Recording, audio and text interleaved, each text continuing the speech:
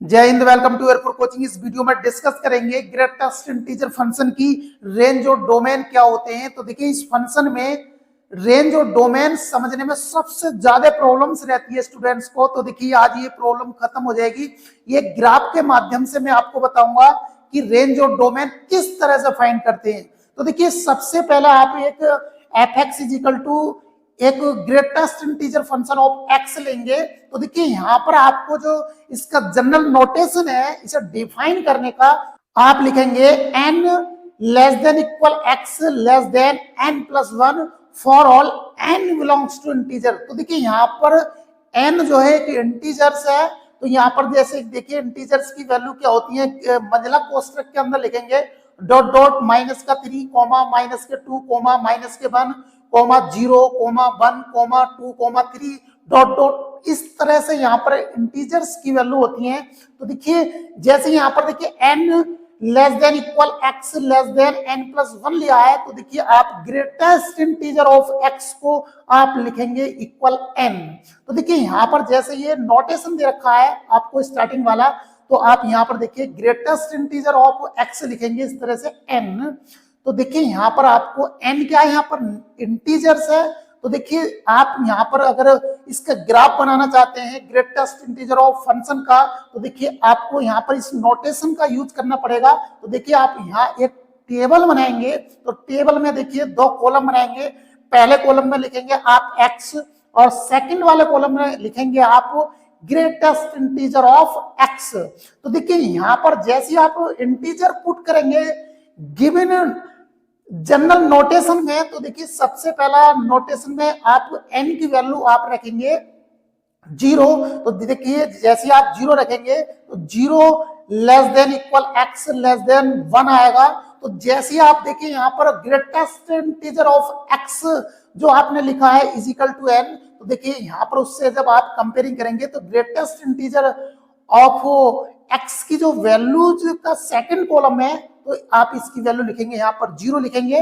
और जैसे आप n की वैल्यू 1 पुट करेंगे तो देखिए, यहाँ पर 1 लेस देन इक्वल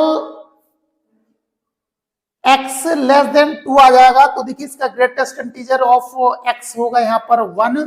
और जैसे आप देखिए n की वैल्यू आप 2 पुट करेंगे तो 2 less than equal x less then 3 आ जाएगा। और इसी प्रकार देखिए, आप यहाँ पर 2 लिखेंगे। और जैसे आप देखिए, यहाँ पर n की वैल्यू आप 3 पुट करेंगे तो 3 less than equal x less then 4 आ जाएगा। तो देखिए, इसी प्रकार आप यहाँ पर ये 3 लिखेंगे ग्रेटेस्ट इंटीजर वाले कॉलम में। तो देखिए, यहाँ पर आप अगर ग्राफ बनाएंगे तो यहाँ पर नेगेटिव वैल्यूज भी लीजिए। तो देखिए, जैसे आप n का मान माइनस का मान लेंगे तो देखिए, यहाँ पर आ जाएगा -1 less than equal x less then 0। तो देखिए, इसका ग्रेटेस्ट इंटीजर x आ जाएगा -1। और जैसे आप देखिए -2 रखेंगे तो देखिए -2 less than equal x less then, यहाँ पर देखिए -1 आ जाएगा। तो देखिए, इसका रिजल्ट आ जाएगा कितना, ग्रेटेस्ट इंटीजर फंक्शन का यहाँ पर आ जाएगा -2। इसी प्रकार देखिए, आप थर्ड इससे अगले नेक्स्ट वैल्यू भी ले सकते हैं। तो देखिए, यहाँ पर जो ये टेबल बनी है, इस टेबल का ग्रेटेस्ट इंटीजर फंक्शन की वैल्यू जैसे आप कोऑर्डिनेट एक्सिस पर डिनोट करेंगे तो देखिए इस तरह का यहाँ पर ये ग्राफ बन जाएगा। तो यहाँ पर आपको फाइंड करनी है ग्रेटेस्ट इंटीजर फंक्शन की डोमेन। तो देखिए, यहाँ पर डोमेन किस तरह से फाइंड करेंगे, तो देखिए यहाँ पर जो ग्राफ है आप देख रहे हैं, जैसे ग्राफ बना हुआ है कि डोमेन उसे कहते हैं। जैसे आप देखिए, यहाँ पर ये कोऑर्डिनेट एक्सिस पर आपने जो ग्राफ प्लॉट किया है ग्रेटेस्ट इंटीजर फंक्शन का, तो देखिए यहाँ पर जितना एक्स अक्ष पर गिरा हुआ ग्राफ है तो देखिए वो फंक्शन की डोमेन होगी। और वाई अक्ष पर जो गिरा हुआ ग्राफ है तो देखिए यहाँ पर ये फंक्शन की रेंज होगी। तो देखिए, यहाँ पर जैसा डोमेन आप फाइंड करना चाहेंगे तो df इजिकल टू r आ जाएगा, क्योंकि यहाँ पर ये r माइनस इनफाइनाइट से लेकर प्लस इनफाइनाइट तक ये वेरीज हो रहा है फंक्शन एक्स अक्ष पर।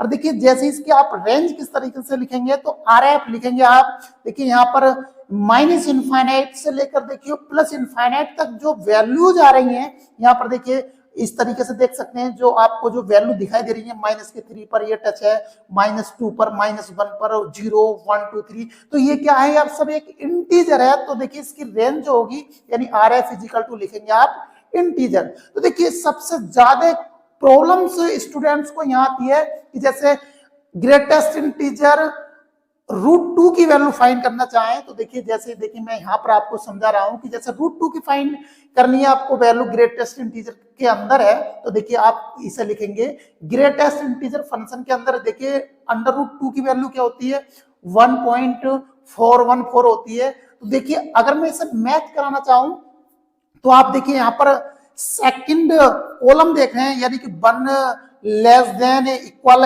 x less then 2। तो देखिए इसके अंदर मतलब इसके बीच की वैल्यू है 1.414। तो देखिए यहाँ पर इसका ग्रेटेस्ट इंटीजर कितना है, यहाँ पर 1 है, तो इस प्रकार देखिए इसका भी 1 लिया जाएगा। और देखिए जैसे आप √3 का ग्रेटेस्ट इंटीजर फाइंड करना चाह रहे हैं तो देखिए आप इसे डायरेक्ट 1 लिख देंगे। कैसे लिख देंगे, क्योंकि √3 की जो वैल्यू होती है 1.732 होती है। तो देखिए यहाँ पर जो सेकंड आप लाइन देख रहे हैं जो टेबल में है, यानी कि यहाँ पर 1 less than equal x less then 2, तो देखिए इसके अंदर की वैल्यूज है 1.7। तो देखिए इसका डायरेक्टली जो ग्रेटेस्ट इंटीजर फंक्शन का मान होगा वो 1 आएगा। इस तरह से फाइंड करते हैं। तो देखिए एक नेगेटिव वैल्यू और बता देता हूं आपको, जैसे कि आपको ग्रेटेस्ट इंटीजर फंक्शन के अंदर अगर -2 का मान निकालना है तो देखिए -2 का तो -2 ही आ जाएगा। और अगर ग्रेटेस्ट इंटीजर फंक्शन के अंदर -1.5 का मान निकालना है तो देखिए -1.5 कौन से लाइन में, देखिए इस लाइन में आ रहा है, देखिए यहाँ पर -2 less than equal x less then -1। देखिए इसके बीच की वैल्यूज है -1.5 ग्रेटेस्ट इंटीजर के फंक्शन के अंदर। तो देखिए यहाँ पर कितना मान लगा हुआ है इसका -2, तो देखिए यहाँ पर भी इसका -2 आएगा।